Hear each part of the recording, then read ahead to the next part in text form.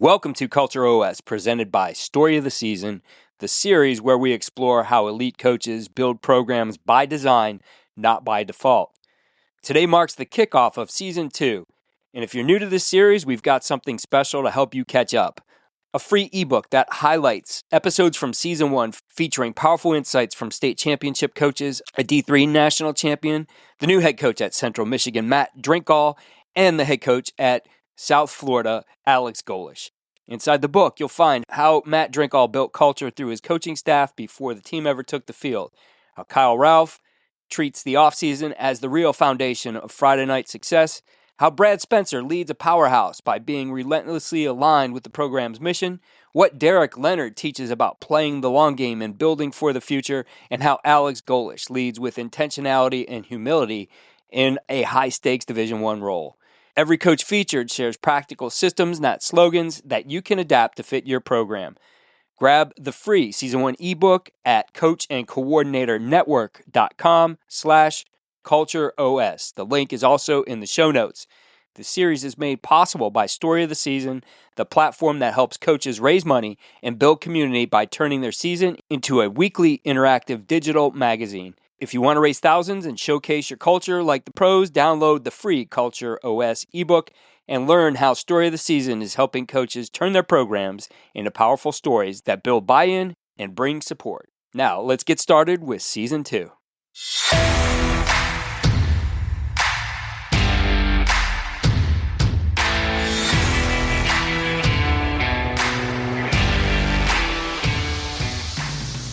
Football teaches so many great life lessons. It's the ultimate team game, with 11 people on the field at one time. There's so many, just how things can go together. You have to have such teamwork working together that I think that prepares you for so many opportunities in life, even outside of football. You have to, handle adversity. The injury rates, I think, in football are probably amongst the highest of all sports. So you got to overcome injuries and the adversity that goes with that. Obviously the ability to work in such a diverse, college football team is certainly such a, melting pot. This podcast is brought to you by StoryOfTheSeason.com, a 3-in-1 digital and print media guide platform that gives high school football teams media coverage like the pros, a lucrative fundraiser, and a way to remember their season. Story of the Season is like a game day program on steroids.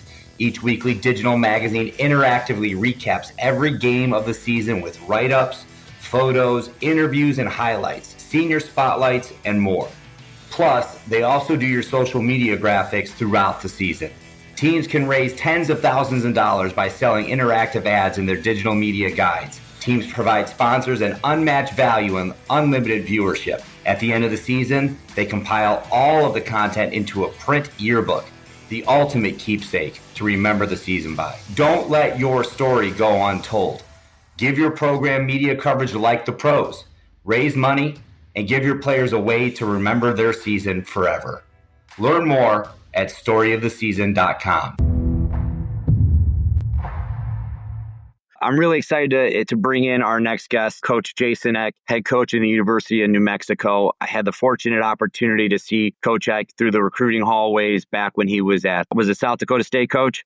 South Dakota State, yep. Yeah, and it's just in my research of you, I didn't realize you were a Rose Bowl champion. Is that correct as well? Yeah, my senior year as a player and then my first year in coaching. I kind of got hooked on coaching pretty easy. I said, this coaching stuff's pretty easy. You win the first year as a GA, you win the Rose Bowl. It started at the top. That's awesome. You've had a great career early on as an offensive line coach at various institutions, and then offensive coordinator, assistant coach of the year by South Dakota State in 2019. And then you got your first head coaching gig at the University of Idaho in 2021. And your next stop has been to the University of New Mexico this past December. So I guess my question is you've had a really unique path of like player to GA to assistant to OC to now sitting in the seat of a head coach. How have those past experiences as a player and as an assistant shaped you into the coach you are today? I think one thing that's important in coaching is, and really just in life in general, is to constantly be learning, constantly be growing and getting better. It was a long journey. I had 23 years as an assistant coach before I got the opportunity to be a head coach. But I think all those experiences that I picked picked up over those 23 seasons, and the good and the bad. Sometimes it was not only seeing how to do things, but sometimes seeing how not to do things, or trying something that didn't have success and didn't work. And you grow from that and you learn. It was kind of a full circle moment, because the first time in my career, Idaho was my first position coaching job. I spent 5 years as a graduate assistant, both at Wisconsin and then Colorado. And then my first time kind of having my own position group, it was at University of Idaho, first under Nick Holt. He gave me my first opportunity. And then I spent a year under Dennis Erickson. And then when Dennis Erickson went to Arizona State, I didn't have an opportunity to go with him. And then I did not get retained by Coach Akey when he came in there. And that was the first time I'd kind of been out of a job in coaching, where I had to go home and tell the family we're moving. I actually went through that 3 other times where the head coach left and I had to move on. But I don't know if I'd be here today if I hadn't gone through that. And I think that, going through adversity, I think it's the same thing with a football player or a team. It makes you stronger in the long run. And I think you constantly got to keep doing a great job in the role you have, whatever that is, and dominate your current role. And, I think I found that if you do that over time, good things will eventually happen, but it's not always a straight line of success. There's some ups and downs along the way. I think one of the things when I was kind of going back through, one of the reasons of doing the podcast is like trying to find those guys from all different levels of football who have gone through process and a journey, and looking at your career track. It's like people might not realize that there's 2 decades worth of years of coaching within there. You started in the late 90s, if I'm not mistaken, correct? Yes, 99 was my first year coaching. So as I'm in my 25th year of teaching and I'm looking at your career path, and it's like, it's amazing where the time goes. But now that you finally have that opportunity to be the head football coach, it's been fun to see that journey for you from afar. One of the questions I always ask during this podcast is I'm always curious as to people's personal mission, vision, and purpose. And so the one thing I always ask is, you went into coaching immediately after playing. Was that always the plan with your professional goal? Or was this something that you kind of really didn't have any other, was it just something you fell into? Or was it something that I want to go right into coaching as soon as I'm done? Yeah, I grew up coach in a coaching family. My father was a college basketball coach for about 25 years. So I do have great memories just growing up I never saw my dad dreading Monday morning or dreading going to work. I think he always enjoyed that. And I think that had an effect on me, because I think, I try to tell our players that I think no matter what career path you go into, you want to find something that's a passion and something that you really enjoy and have satisfaction in, and something that you're not just punching the clock and try to get out of there to get a check. So that was probably always in the back of my mind. My body developed. I became more of a pulling guard than a shooting guard. So I made the transition more to football. And I think possibly even in the back of my mind, I decided to walk on to the University of Wisconsin. I had some lower level, more D2 FCS partial scholarship things, but I think maybe in the back of my mind was, being around the best coaches possibly I could, and being at the highest level. And those guys really marked me, the people I was around. Barry Alvarez, I learned so much from him, both playing and being a grad assistant for them. Jim Huber, who was my position coach I played for with the offensive line. Even right now out here at New Mexico, I brought out Kevin Cosgrove, who's a veteran coach. He was the D coordinator at Wisconsin when I was a player in GA, and then he also spent 8 years at New Mexico. So now he's in retirement, and I brought him out here for a few days just to give us a fresh set of eyes and kind of, coach our coaches a little bit. So I always had it in the back of my mind. My mom had seen the bad part of coaching, growing up, just, up, especially at the college level. I think that's something I always tell even, former players, when a player tells me they want to get into coaching, I kind of ask them, well, hey, do you want to kind of control where you live, or are you open to going anywhere? Because if you really want to live in a certain part of the country, you might be better off, being a high school coach, where if an opportunity doesn't work at one school, there's another one down the street. But, we had to relocate our family. My dad was the head basketball coach at the University of Toledo.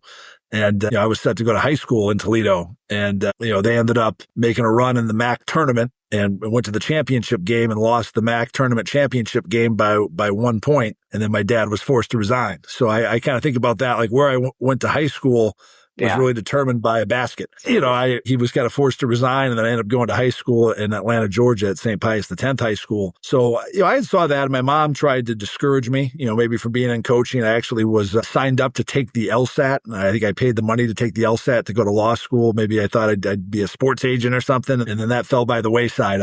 Right after my last game, we got back from the Rose Bowl my senior year, and I went in and talked to my offensive line coach and said, hey, Coach Huber, I really want to coach, and can you help me kind of get started and get a GA job? And that I had a couple interviews, but ended up starting, getting the opportunity to stay at Wisconsin and being a graduate assistant there. So it was kind of always in probably the back of my mind. It really didn't come to the forefront for sure until right there my senior year in college. Man, that's a really unique perspective. I didn't realize that the perspective you have as a child going all the way through then your collegiate days, and then you get into, you're at the highest level of football. Very interesting. As a coach, what is like your day-to-day mission when you're walking in, like your personal day-to-day mission when you're around your players? And what's the long-term vision that even as an assistant and then as a coordinator, now as a head coach, like what do you hope the long-term benefit for your kids is when they are done with you? Well, I think I want the players and the student athletes to have a great experience. I think it should be developing fond memories you're going to have for the rest of your life. I get to coach a game, they get to play a game. It should be fun. I think you want your players to look forward to coming to practice or to come into meetings or be around the facility. That's something I really look for in hiring my staff. I want guys on my staff who have a really good energy about them. People you want to be around, people that, not only are good football coaches, but just you enjoy their company. You'd like to, go for a walk with them or have a beer with them. And, because I think that you want players to, be attracted to just being around those guys. And then, I think we're really developing people. I think football teaches so many, great life lessons. It's the ultimate team game, with 11 people on the field at one time. There's so many, just how things can go together. You have to have such teamwork working together that I think that prepares you for so many opportunities in life, even outside of football.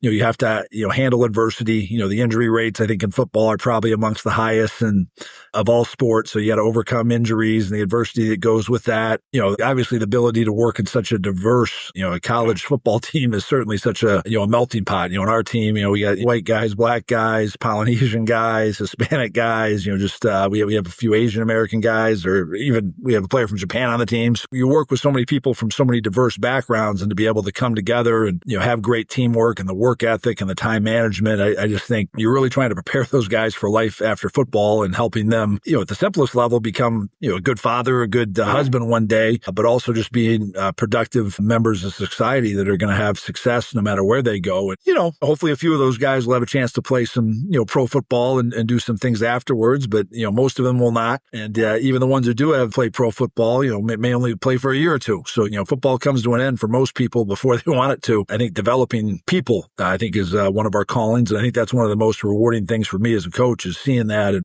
it was really special for me at my last stop at Idaho, because I had been an assistant there, from 2004 to 2006. It was really neat having, former players that I got to coach as an assistant come back then when I was the head coach and, meet their wife, meet their kids, and, have them say a few words to the team and talk about, their journey and what they're doing in life. Because I think so many guys, football is such a big part of their identity growing up, playing as a kid, playing in high school, playing in college. Sometimes it's tough on guys of figuring out what's next when it ends. And so I'm always I was talking today to a former player at New Mexico who's now one of the deputy chief of police for the Albuquerque Police Department. And I'm going to have him come and talk to the team about that, because that might be a good option for some of our guys when they're done, because that's still an arena where you're part of a team and you have to have great teamwork, and a lot of the things you learn from football would carry over. I love that perspective at your level, because it doesn't change much at our level. It's like it really is about developing the person. You're obviously going, the scheme and all of that is going to be forefront, and it's what you're doing daily, but there's always got to be the relationship aspect behind it. And I very distinctly remember you on the recruiting trail. I felt like that was what stood out about you the most, was your ability to create relationships with kids, immediately showing your care for them in their development. Even if it wasn't somebody who was going to end up wearing your jersey, you still always had a care for those guys. And I always thought that was what was really unique about you coming through our building in particular, because we see a lot of guys, you see hundreds of coaches every year, and a few stick out. And you certainly were one of them. Just with it was palpable what you just mentioned about there's more to it. Like, we're going to get you better as a human, regardless of the football aspect of it. But, transitioning to football, like, this is the second head coaching position for you. And I always find it really interesting. It's a CEO position. It's not just X's and O's. When you walk into a new position, whether it was at Idaho or here at the University of New Mexico, how are you initially assessing the culture that you're walking into? What's some of the background work that you do, and maybe some of the boots on the ground work that you do early on? Well, I think you really have to investigate opportunities. Idaho was unique because I had been there as an assistant. So I knew, a lot more about the town and about the university. With New Mexico, where I had not been there before, I really did my homework. And I talked to a lot of coaches who'd spent time there. Kevin Cosgrove was one. Jamie Christian, who I had worked with at Idaho, had been here as an assistant. Bob DeBess, who's a retired ball coach who I had gotten to know when he was at Georgia Southern, and went down and visited him to talk some football with him. He had been here as an assistant. So, really trying to talk, to people just to understand, the different parts of the U.S. are so unique. And, there's a very unique culture in New Mexico that's special. And, just seeing the lay of the land and what people thought who'd been here in the past. And the more I found out about it, I thought, hey, I think there's an opportunity. I think there's an opportunity to do better than they have done in the past. And certainly coaches like Rocky Long really had it rolling here. And, Bob Davie had a year. He won 9 games and went to a bowl game. That's the most recent bowl game we went to in 2016. It's been too long. But, I thought there was an opportunity. And then, when I got here, there's so many different people that you have to interact with as a college, football coach, whether it's meeting football alums, guys who played there in the past because they have such a investment and care for the program, whether it's meeting the boosters, whether it's meeting the other coaches in the department and the support staff throughout that, the people on the academic side of campus, having a good relationship with the school president. And then probably the most important of all that is your current players. I tried to have a sit down meeting for about 20 minutes with everybody, on the team. Just getting to know them better because, when you come in, it's a little different when you're involved in recruiting a guy and you went to the high school and, sat in the kid's living room, you know a little bit more. When you inherit players, you got to really take the time to sit down with them and ask them about their family and find out about, just their background and where they're coming from and just, what their experience is. How has their experience been at the University of New Mexico? What's been good? What's been bad? What do they think are some things that we got to improve on? Just to try to see what your baseline is, where you're at and where you're starting from, and then start to kind of implement the direction, you want to take the program. But I do think it's critical. I don't think it's a lot different at the high school level. I know as a high school head coach, you're kind of, you got to adapt with, who's in the building, who's in your district and things. And a college coach, even though we can recruit, you don't have time to wait until you get all your own guys in the program. You don't always get 4 years. So you got to do a great job of investing in the players you inherit, your current players, and making sure they feel like, hey, that you're their, they're your guys. It's not like they're the old coach's guys, and really finding a way to, to win them over and have them excited to play for you and have them excited to be a part of the new direction of the program. Welcome to Culture Story, presented by Story of the Season, a special segment within our CultureOS podcast. Today, I'm joined by head coach at Northville High School in Southeast Michigan, Coach Brent Luplow. Coach has built a program that blends tradition and community and player-first values. And this past year, he helped raise over $20,000 to support and celebrate his team. Coach, it's great to have you with us today. Hey, thanks for having me. Really appreciate being on. Well, when we talk about being a head coach and the story of the season, we are kind of like the stewards of that particular year. So let's start with your mission and purpose. Your vision, what's the core mission that drives your work as a head coach over there with the Northville Mustangs? I'm not super big on like posters and themes and things like that, but when we first got the job here 3 years ago now, we wanted to be known and have 4 main core values, and those were respect, effort, accountability, and love. And we figured if we live those in day to day within our program, within our coaching staff, within our team, we could be champions. And our whole mission and vision is to develop champions and leave this thing better than we found it and shape these young men into great people, to great husbands, long after they're done playing high school football with us. It is so much more than just X's and O's when it comes to being a head football coach. We are constantly trying to bring our culture to life. And, again, what's one of the things that you've implemented over at Northville that's really helped to bring your culture to life, both, within the program, but then extending out into the community, which is so important? Yeah, I think probably the most unique and cool thing that we've done that I really don't think I copied from anybody else, I just kind of thought of it one day, was we do a community service day. And instead of lifting the day before we go to team camp, we eat a team breakfast together at a local establishment that has been gracious enough to allow us to get a discounted team meal, and the guys bond during that, grades 9 through 12. And then we go out and we serve the community in different aspects. So our seniors will go somewhere, our juniors will go somewhere, our sophomores and freshmen will go their separate ways too. And usually one of them's downtown in our community, and we get a ton of people coming by saying thank you for giving back. And that's a huge part of what we want to do, is give back. And, a community that supports us a ton on Friday nights in the fall, we want to give back to them as much as we can. So we'll never turn down service, and just a really cool day in a way to, give back to the people that give a lot to us. I've enjoyed watching your program develop under your leadership over these last 2 years. And I think you do such a fantastic job, and immediately started to build that culture within the vision that you had. And one of the things I saw that you did that brought that culture into that spotlight was through Story of the Season. What made you decide to use that platform? I'm big on mementos and memories for I still look back at a lot of my stuff when I played, and sometimes kids don't care about that stuff, but in 10, 15, 20 years from now, they're going to want to look back and have something to remember. So even before I got hired at Northville, I actually saw what Chris was doing at Story of the Season right when he was getting started. And I said, this is pretty awesome. When I was an assistant at the time, and I said, when I become a head coach, I really want to dive into what that is. And sure enough, he was one of my first calls after I got hired, and it clicked, it connected, and it's just something that, puts us in a spot to really promote our program and market our program in the right way, and also have something where the kids can look back and remember everything they did in a season. Story of the Season is such a unique product that really does bring your season to life. What's different about it, and what did Story of the Season allow you to do that maybe a traditional media guide or flyer that somebody would pick up couldn't do?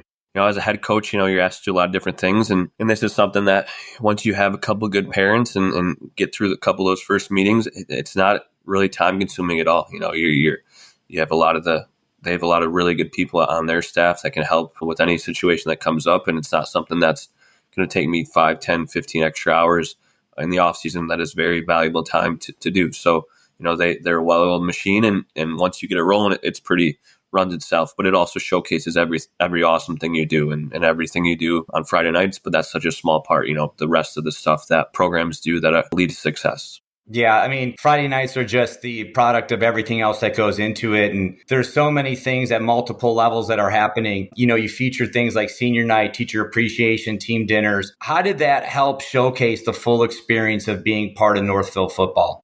Yeah, we tell the kids Friday nights is a celebration, a community celebration. We're just a big part of that, but just a part of it.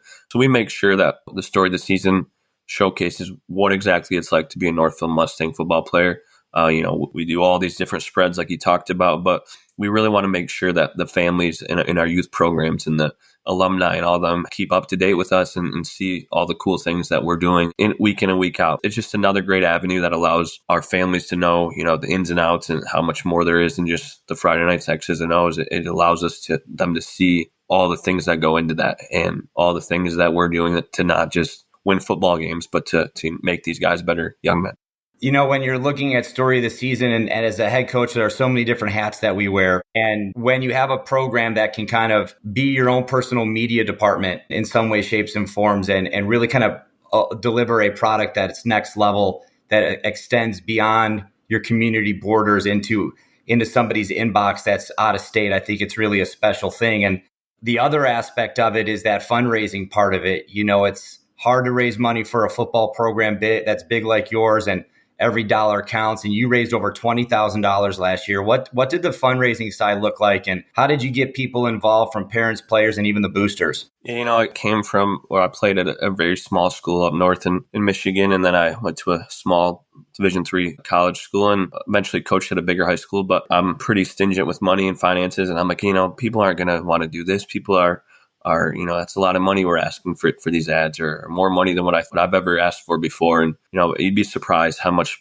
these community members and this community sponsors want to support. They're out there, they want to support. And we wrap the Story of the Season ads in with banners at the stadium, little package deals that give them exposure, help us, and make sure that they're celebrating and get other hats and shirts and things like that alongside it. It's not definitely our main fundraiser. We have other things, but at the same time, every dollar helps, like you said, and we want to push the support and showcase the businesses that give us the love, and we want them to feel appreciated, and we send them at the end of the season a physical copy of the end of the year yearbook and make sure they know that we appreciate everything they do for us. It's a great partnership, and can count on one hand how many people have decided not to come back in our 3 years. It's people love what they see. They really do. They love getting that in their inbox each week, and them getting the physical copy at the end of the year. Just a really good way to promote our program and their business as well.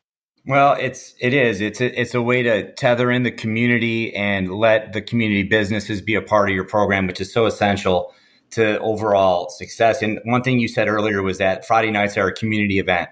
I truly believe that as well. What kind of feedback have you guys had from families, fans, and people who maybe even former players who are seeing what you're doing with this finished product? Yeah, people they love to keep tabs on us, whether, like you said before, whether they're out of the state, in the state. We've also had great feedback just at our stadium.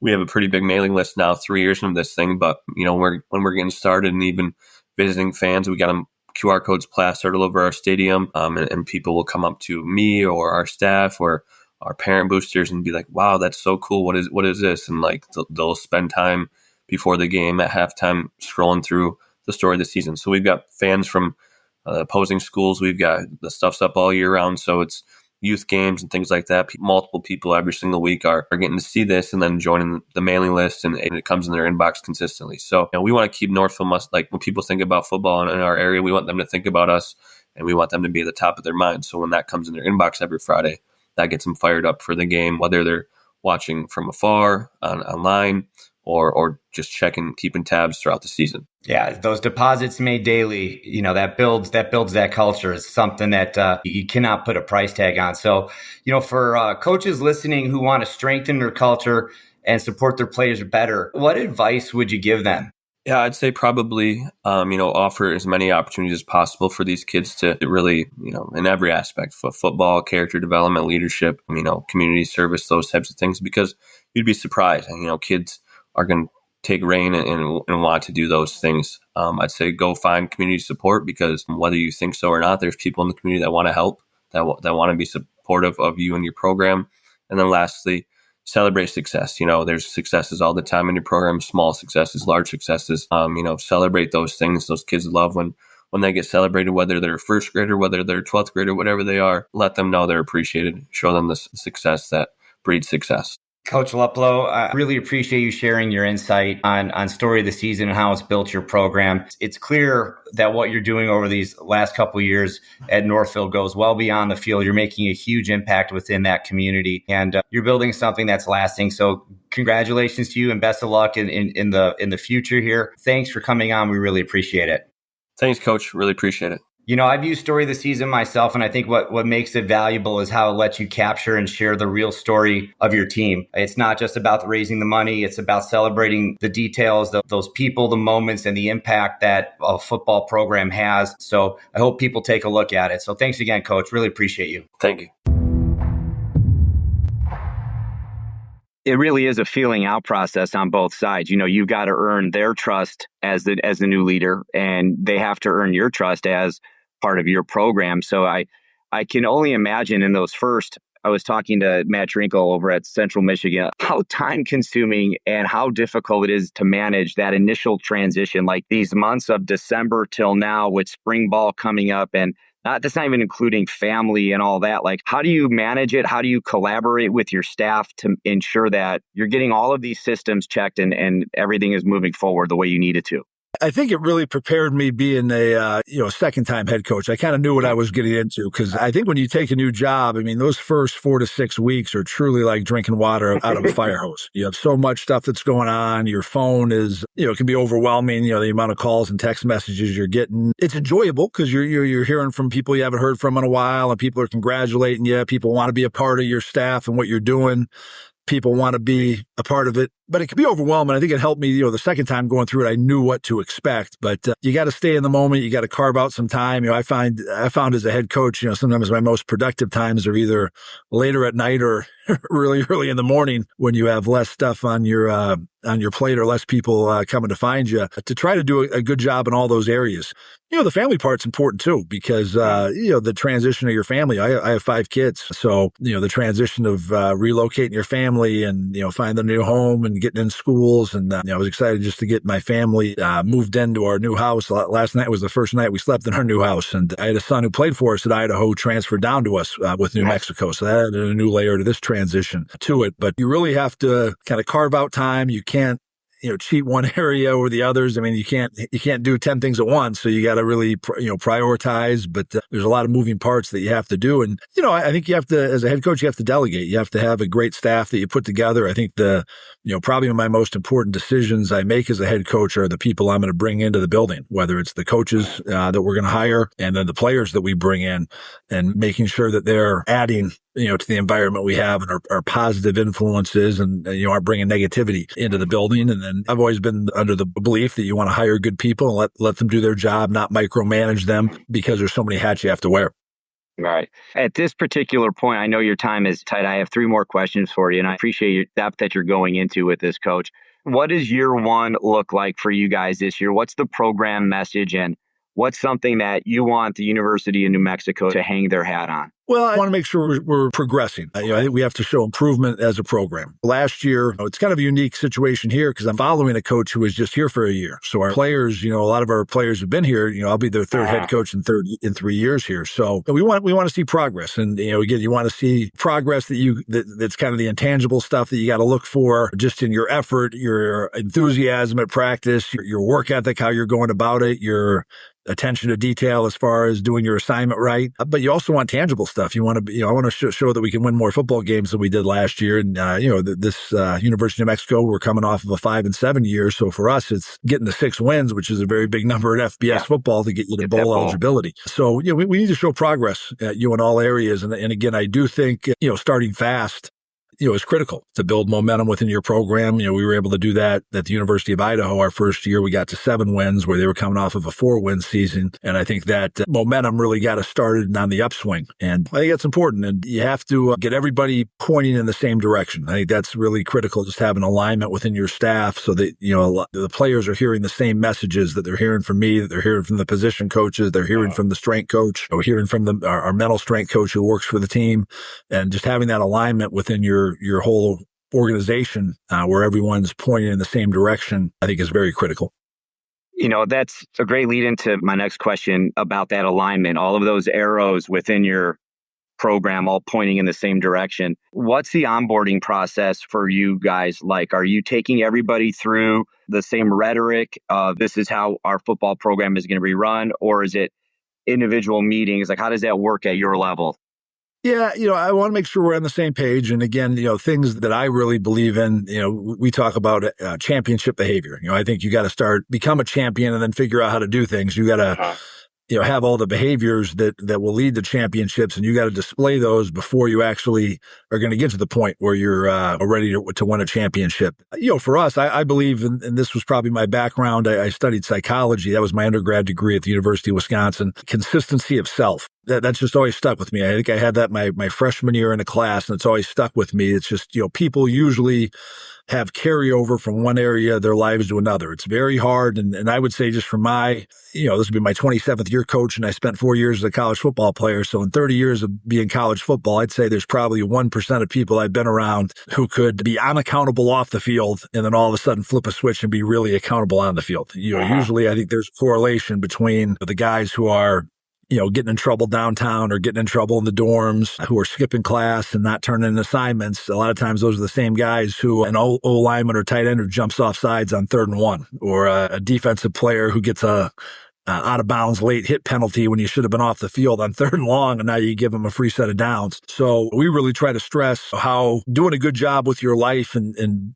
accountability is probably our number one core value, doing what you're supposed to do when you're supposed to do it in all areas of your life. And I think it becomes easier for you to do things right in football when you have your whole life aligned. You're not doing things off the field that are unaccountable and not taking your business. And again, I think when you're coming in new, I think it's easier to set a high bar and then back off. It's tough if you're too lax right away to then go back and try to tighten things down later. So we try to be on our guys just with making sure they're putting good effort into the classroom. They're doing little things right away from football. And I think that does carry over.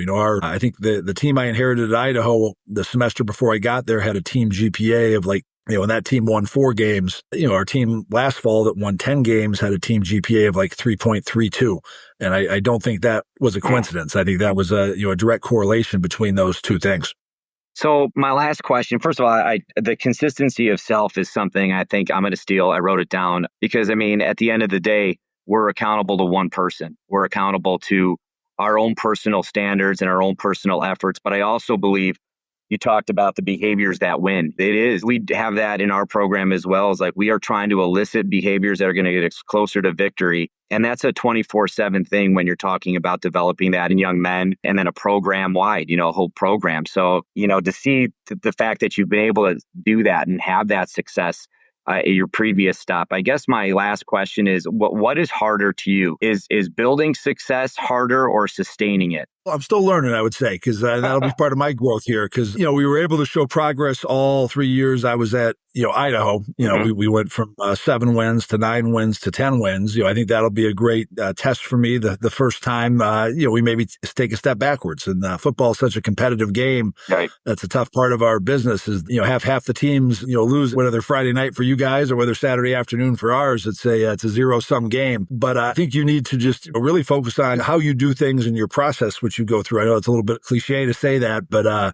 think you got to constantly be striving to getting better until you maybe, sit on that mountaintop. And I haven't sat on that mountaintop. I haven't been part of an undefeated team yet. I've had the opportunity to coach in 2 national championship games, one at the Division II level at Minnesota State. We lost that game to Colorado Pueblo. And then when I was at South Dakota State, we went to the national championship game and lost. So, Coach Stiglmeyer, who's another great mentor of mine who I worked for at South Dakota State, he used to always talk about, and I'm so happy finally, the year I left, he won a national championship. But he used to always talk about even when we eventually did win a national championship, we were still going to come back after that game and have a lot of things that we could correct and do better from that championship game. And I'm sure he retired, so I guess he didn't have to fix those things that they might have screwed up in that game. I think you just got to constantly be looking to get better and improve and to keep growing and to keep learning. So, I think they're both a challenge, whether it's building success or maintaining.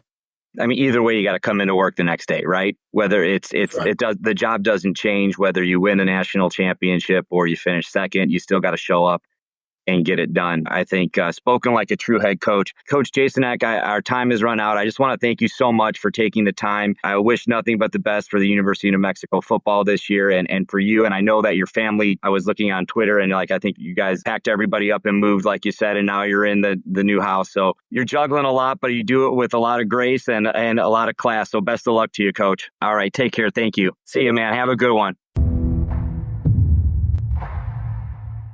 Story of the Season helps high school football teams get media coverage like the pros, raise money, and memorialize their season.